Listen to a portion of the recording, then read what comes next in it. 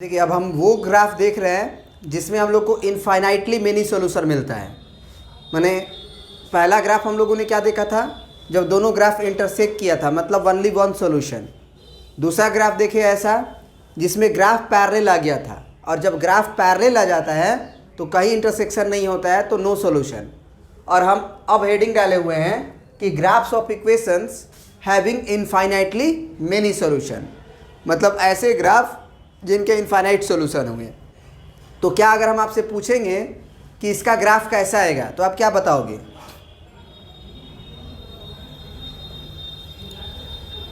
अगर हम आपसे पूछें कि इसका ग्राफ कैसा आएगा, एक ग्राफ दूसरे ग्राफ के ऊपर आ जाएगा, यानी कि ग्राफ कोइंसाइड कर जाएंगे। तो देखो, एक तो तरीका है कि हम ग्राफ बना के बताएं, एक तरीका है देखो दोनों इक्वेशन जब सेम होगा तभी ना उसका लोकेशन फिक्स होगा। वैसे पहला ग्राफ वही है और दूसरा भी ग्राफ वही है, तो कोऑर्डिनेट के हिसाब से सोच के देखो कि कोऑर्डिनेट के हिसाब से अगर ये ग्राफ आया और दूसरा भी ग्राफ इसी पे आना है, तो दोनों लाइन का नाम सेम होना चाहिए ना, क्योंकि कोई भी ग्राफ होता है, कोई भी लाइन होता है, उसका लोकेशन ओरिजिन से फिक्स हो जाता है। लोकेशन मतलब डायरेक्शन, और फिक्स मतलब वो एक जगह पे फिक्स होगा। दूसरा लाइन होगा तो उसका दूसरा डायरेक्शन होगा और दूसरा मतलब फिक्स होगा। वहाँ पे बहुत सारा लाइन है, हर लाइन के पास अपना एक लोकेशन होता है और डायरेक्शन होता है, तो एक यूनिकनेस होता है। तो भैया दोनों लाइन अगर सेम हो रहा है तब हमको इनफाइनाइट सॉल्यूशन मिल रहा है। तो हम जानते हैं ना कि दो लाइन जो है, अगर दो उसे बोलेंगे, अगर उसे हम दो लाइन बोलेंगे तो वो दो लाइन अलग अलग होना चाहिए। अगर दोनों लाइन सेम हो गया तभी ना कोइंसाइड करेगा। इसका मतलब ये हुआ कि ये दोनों इक्वेशन जो है वो सेम ही है, बस देखने का नज़रिया बदलने की ज़रूरत है। अगर ध्यान से देखो तो ये देखो 3x - y = 2 लिखा हुआ है, और इसी इक्वेशन में माने इस इक्वेशन में, अच्छा एक बात बताओ, ये एक इक्वेशन है, इसी इक्वेशन से हम कोई और इक्वेशन लिख दें तो वो भी वही इक्वेशन होगा कि दूसरा हो जाएगा? तो हम क्या करते हैं ना कि इस इक्वेशन में हम 3 से मल्टीप्लाई कर देते हैं, इस इक्वेशन में 3 से मल्टीप्लाई कर देते हैं। वो कहाँ से देख के? तो हम देखें कि अगले इक्वेशन का x का कोफिशिएंट 9 है, तो हम 3 में क्या चीज़ से गुना करेंगे तो 9 आएगा। ऑब्वियस सी बात है कि अगर इस इक्वेशन में हम दोनों तरफ मल्टीप्लाई अगर कर देंगे, मल्टीप्लाई बोथ साइड बाई 3, तो देखना बहुत मज़ेदार सा रिजल्ट आएगा। 3 × 3 = 9x, फिर माइनस का 3y और बराबर में 3 दूना के 6, जो कि इक्वेशन नंबर 2 है तुम्हारा।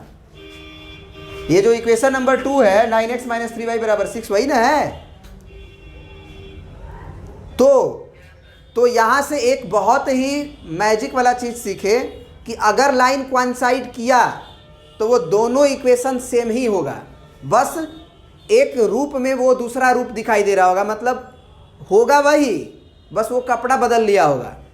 जैसे सियार होता है ना, कपड़ा शेर का पहन लिया था, कहानी सुनी होगी नहीं? और रोज डरा डरा के किसानों को उसका खेत चर जाता था, नहीं शायद वो गधा था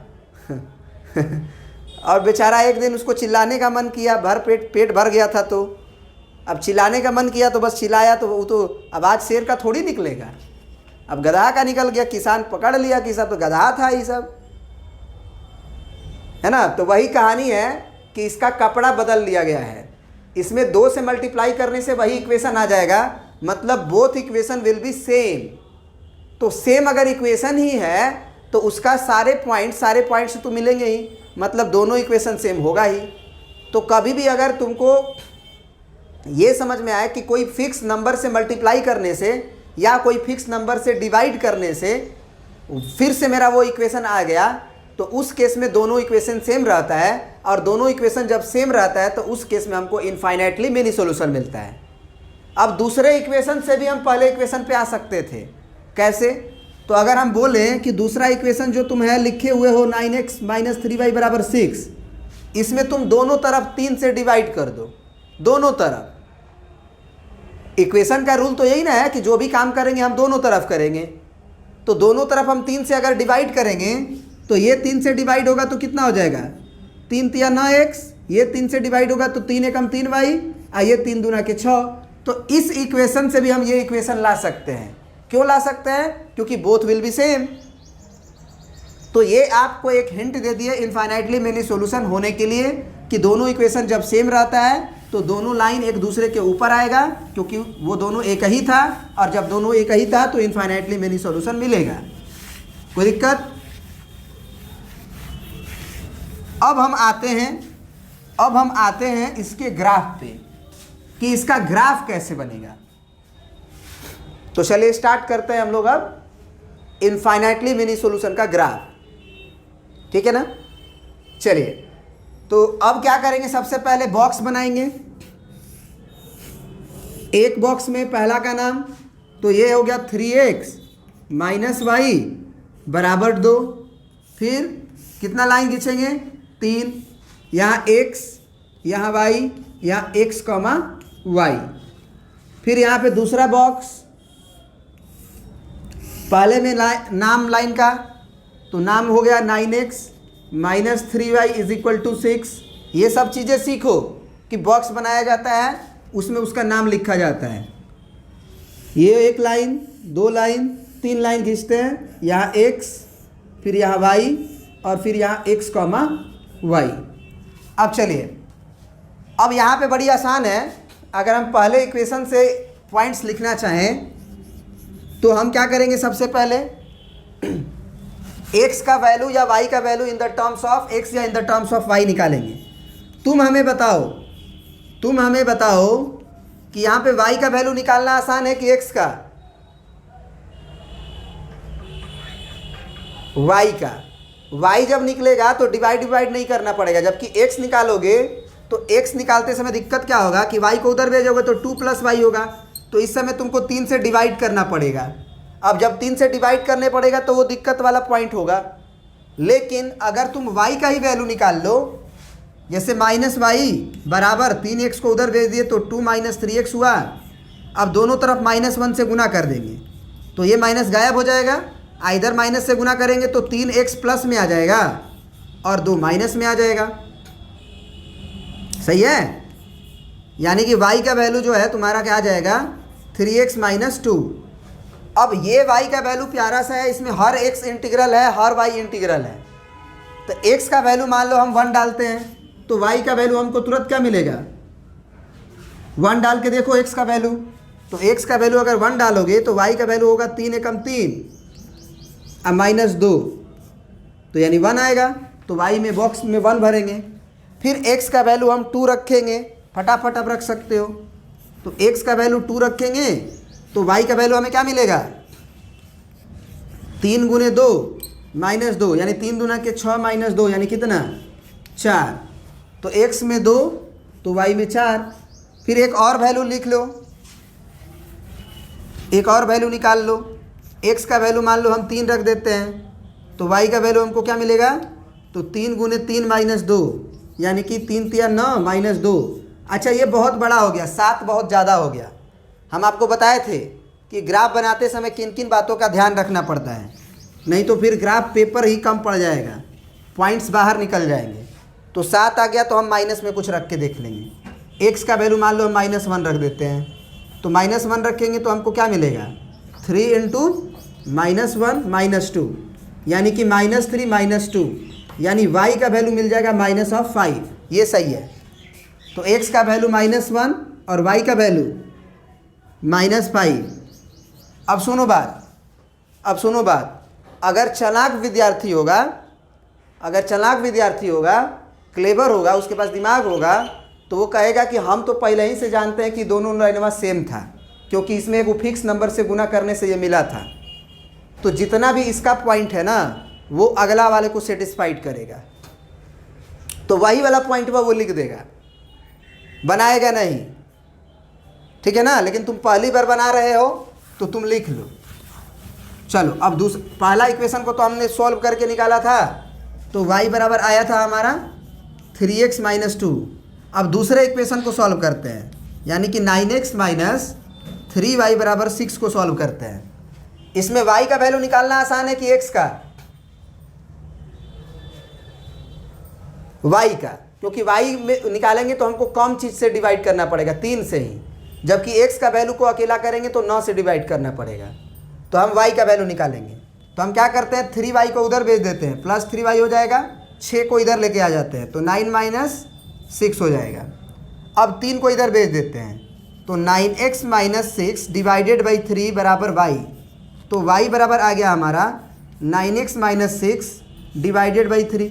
अब अगर कहें कि ऊपर से 3 कॉमन ले लो, तो 3 जब कॉमन लोगे तो ये कितना आएगा, 3x माइनस 2 और डिवाइडेड बाई 3। ये 3 से 3 कट गया, तो y का वैल्यू जो पहले आया था वही ना आ गया।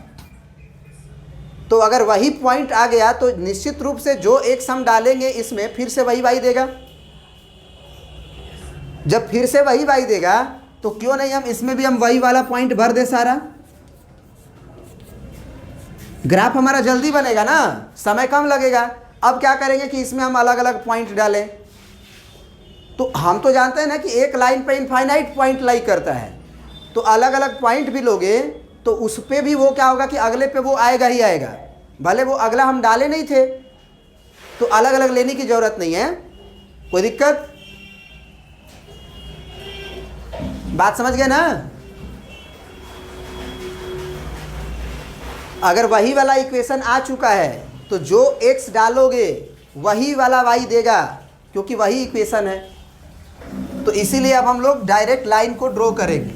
और इसमें तो हल्का है ना, इसमें तो आपको क्या करना है, सिर्फ एक ही लाइन ड्रॉ करना है, दूसरे वाले को वही बोल देना है। अब क्या करेंगे, ग्राफ बनाते समय लाइन जो है उसी तरह खींचेंगे जिस तरह से हम बताए हैं कि किन किन बातों का ध्यान रखा जाता है, तो ग्राफ एकदम एक बार में एक्यूरेट बनता है।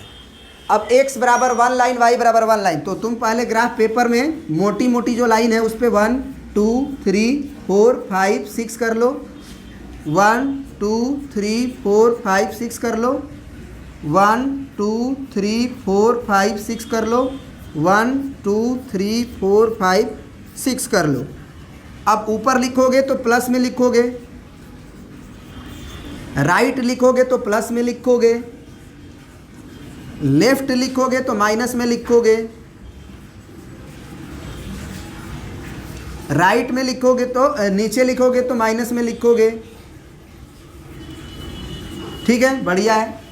अब जो है x बराबर 1 y बराबर 1, तो x में 1 चलेंगे और y में भी 1 चलेंगे, तो यहाँ पे कहीं होंगे, पेंसिल के नोक से दबा देंगे। फिर 2,4, x में 2 हैं और y में 4 हैं, यहाँ होंगे। तो ये हो गया 2,4 और ये हो गया तुम्हारा 1,1। अब अगला पॉइंट है -1, -5, तो x में -1 और y में -5, तो यहाँ पे कहीं पे होंगे हम, है ना, यहाँ पे कहीं पे ऐसे दिख रहा है ना। यहाँ पे अगर तकलीफ़ हो रही है तो हम इस -1 को -2 को यहाँ लिख देते हैं। अब यहाँ पे आ गया हमारा पॉइंट, मान के चलो -1 और 5, तो ये पॉइंट का नाम हो गया -1 -5। अब क्या करेंगे हम, ये पॉइंट और ये पॉइंट को एक सिद्ध में रख के स्केल को मिला देंगे। कह देना सर इतना बड़ा स्केल कहाँ से लाएंगे? बेटा तुम्हारे कॉपी पे जो है ना एक ही पेज का आता है, वहाँ से स्केल मिल जाएगा।